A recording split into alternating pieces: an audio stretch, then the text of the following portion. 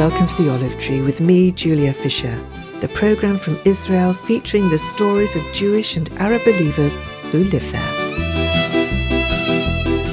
My guest today has a story of finding life after bereavement. Almost 2 years ago, Karen Davis's husband, David, died. They'd worked closely together throughout their married life. David, a Bible teacher, and Karen, a musician and worship leader. After David died, Karen told me how she was quite willing to live a quiet life. Well, this is the story of what happened next. After becoming my husband's primary caregiver for 18 months when he was diagnosed with cancer, all public ministry just really came to a halt. And the Lord took me through a season of such a much deeper understanding of worship. Really, my worship became 24/7, serving my husband, and worship is really saying yes to the Lord and putting your most precious gifts on the altar. And so coming out of that season, and there was just a sense of, first of all, there is a gain that comes through loss. And yes, I had lost my most precious thing in this world, my husband, and yet there's been a gain of eternity. And so as I sat there, just quietly with the peace of God on me, looking out over my apartment, I have a beautiful view of the Carmel Mountain, looking out to the Mediterranean, and I just felt bathed in the peace of God. And a sense of contentment. I can abound learned how to be content in every situation, and just when you submit to a crushing in life and a greater sense of it's no longer I who live, but He who lives in me, then there's a great contentment that comes with that. And I was so aware that the Lord has given me now the rest of my life, which is this uncharted territory of more walking in the miraculous with the Lord. And I didn't want to initiate anything. I want to know that in this season of my life that everything is going to hit the mark.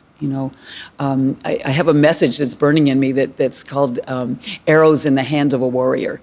And that's what the Lord, that's why the Lord allows refining and trials to polish us as arrows, that we can really be sent out by Him on His assignments and be effective.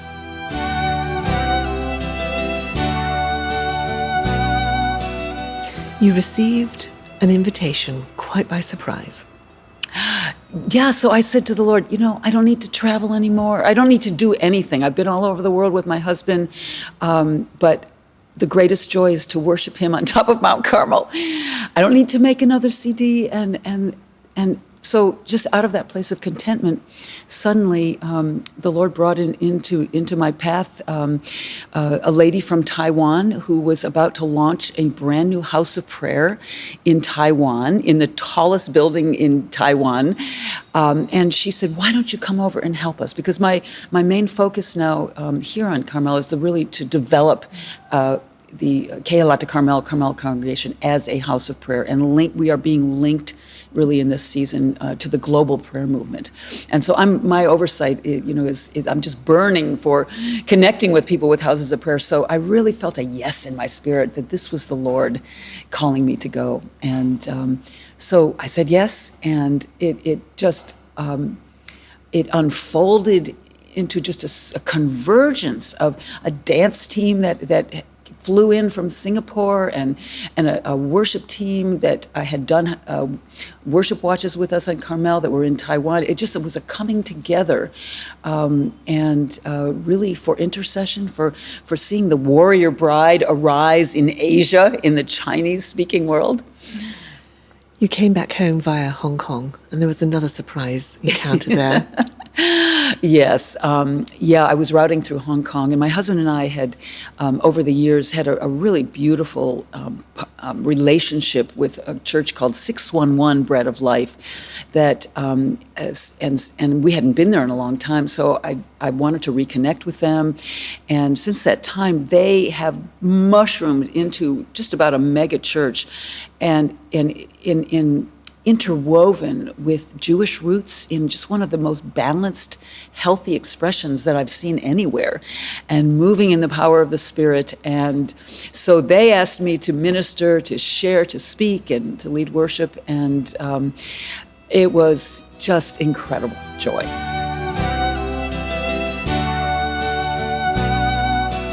It's interesting that you talk about speaking, because Karen, this isn't something you were doing before, was it? David was the one doing the speaking.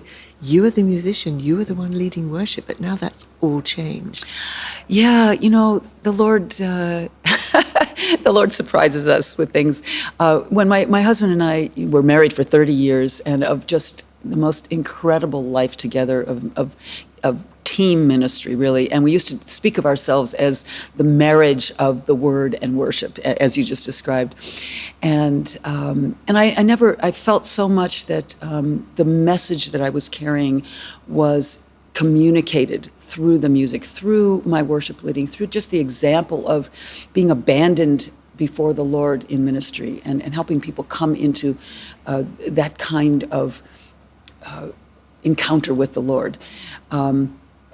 But when the Lord took David, the seed went into the ground, and even he used to speak a lot about the Elisha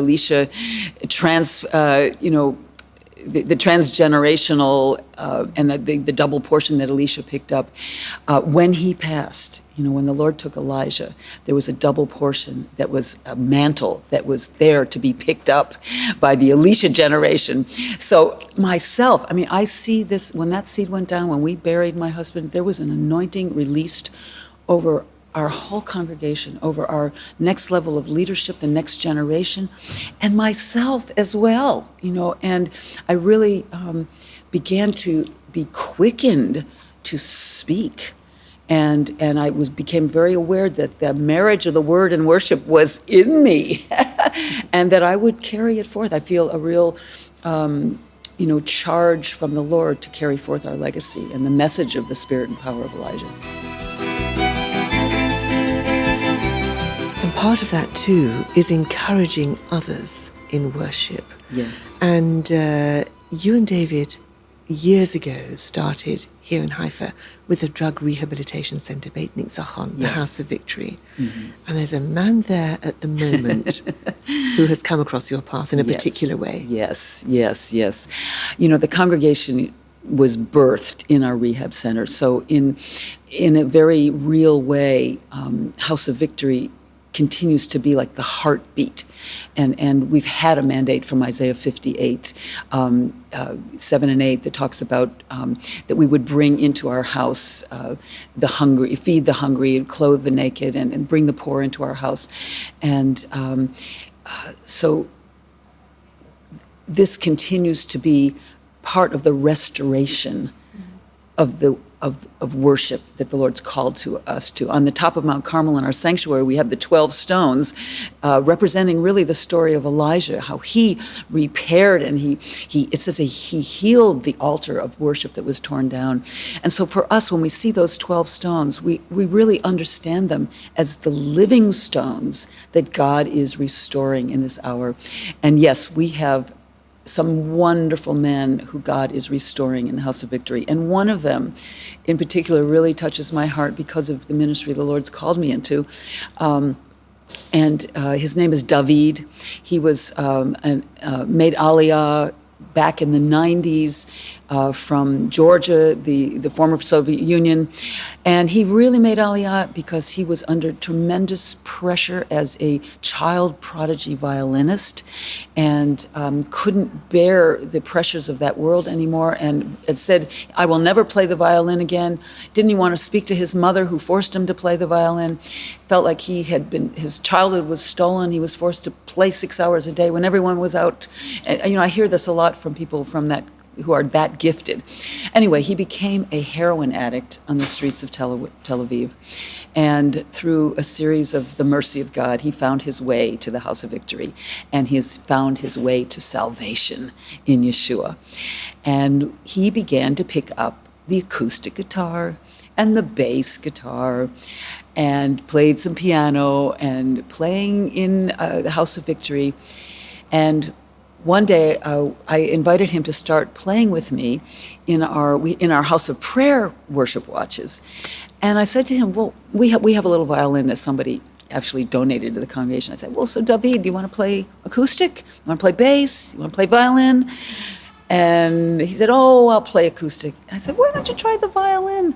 So we nudged him, and he picked up that violin, and for the first time in 26 years, and I watched before my eyes a restoration, a healing, a performer becoming a worshiper. And I think I just about cried through that watch. And since that time, he's been reunited with his own 200-year-old violin that was just brought back to him, and reconciled to his mother and family. And it's just such a beautiful picture of what the Lord's calling us to really as a community. You've been listening to Karen Davis sharing her story.